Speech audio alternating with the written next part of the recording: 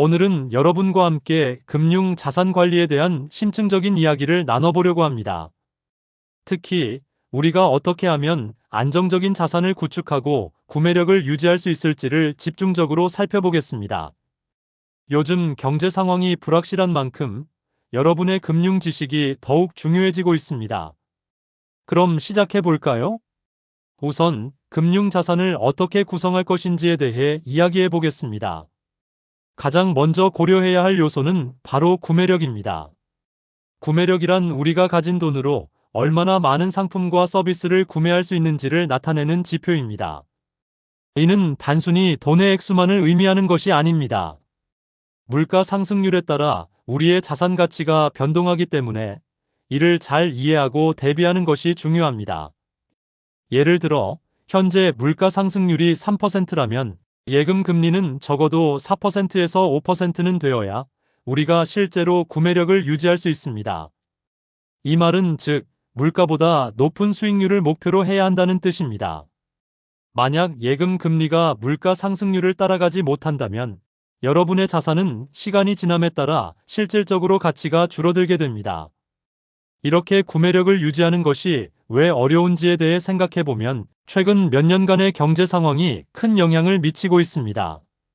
경제적 충격이나 불확실성이 커지는 상황에서 자산 시장은 더욱 변동성이 커지고 있습니다.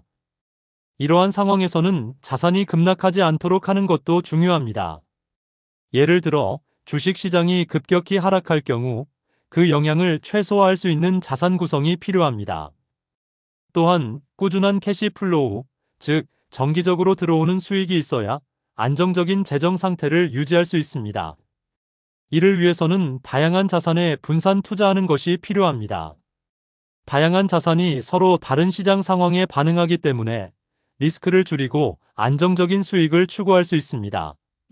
우리나라의 가계금융복지조사에 따르면 많은 사람들이 예금을 가장 안전한 자산으로 생각하고 있습니다. 조사 결과에 따르면 88%의 사람들이 예금을 선호한다고 합니다. 하지만 예금은 단기적으로 안정성을 제공할 수 있지만 장기적으로 보면 구매력이 떨어질 위험이 큽니다. 그래서 여러분은 코어 자산을 다양한 자산으로 구성해야 합니다. 기본적으로는 자본과 채권이 필요합니다. 채권과 예금 외에 주식과 부동산도 포함되어야 합니다.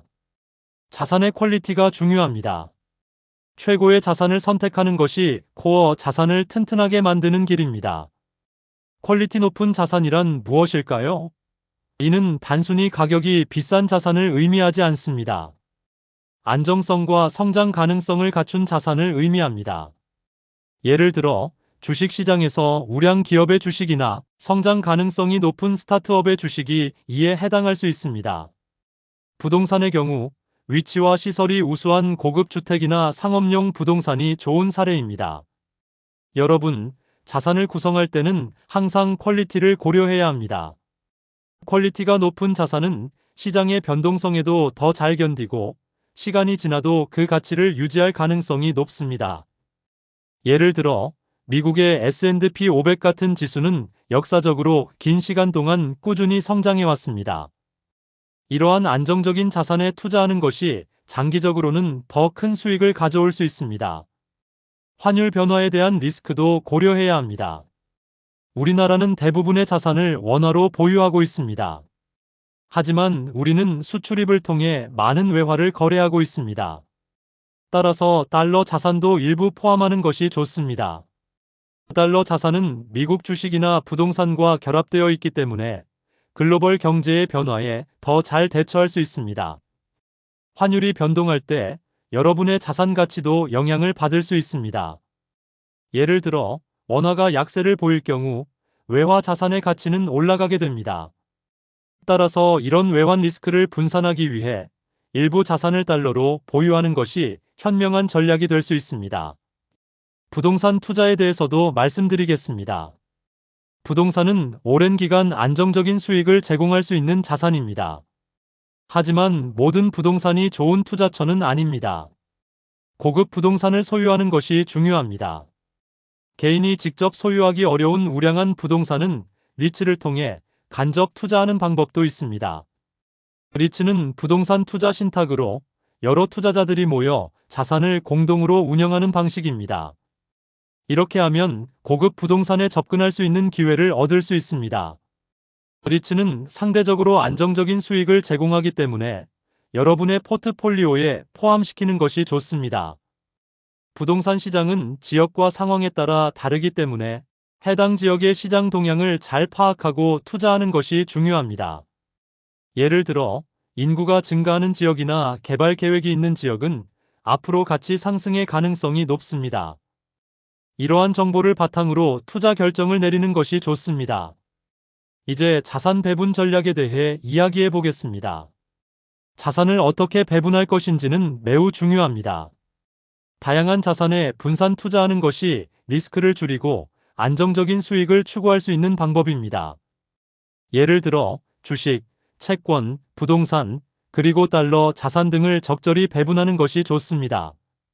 자산 배분 시 각 자산의 비중을 조절하는 것이 필요합니다.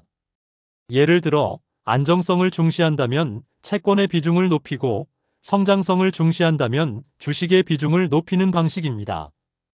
이러한 자산 배분 전략은 개인의 재정 목표와 리스크 수용 능력에 따라 달라져야 합니다. 젊은 투자자는 상대적으로 높은 리스크를 감수할 수 있기 때문에 주식 비중을 높일 수 있지만 은퇴를 앞둔 투자자는 안정성을 중시해야 하므로 채권 비중을 높이는 것이 좋습니다. 여러분, 금융 자산 관리는 단기적인 시각이 아니라 장기적인 관점에서 접근해야 합니다. 경제 환경은 항상 변화하기 때문에 이에 맞춰 자산 배분을 조정하는 것이 필요합니다. 시장의 변동성을 고려해 정기적으로 포트폴리오를 점검하고 조정하는 습관을 가지세요. 예를 들어 매년 또는 반기마다 자신의 자산 배분 상태를 점검하고 목표에 맞게 조정하는 것이 좋습니다. 이렇게 하면 장기적으로 안정적인 수익을 올릴 수 있습니다. 결국 여러분이 미래를 준비할 때는 다양한 자산에 대해 고민하고 그 자산의 퀄리티를 높이는 것이 중요합니다. 오늘 말씀드린 내용을 바탕으로 여러분의 재정 계획을 잘 세우시길 바랍니다. 특히 장기적인 관점에서 자산을 관리하는 것이 중요하다는 점을 잊지 마세요. 이 영상이 도움이 되셨다면 좋아요와 구독 부탁드립니다. 다음 영상에서 또 만나요. 감사합니다.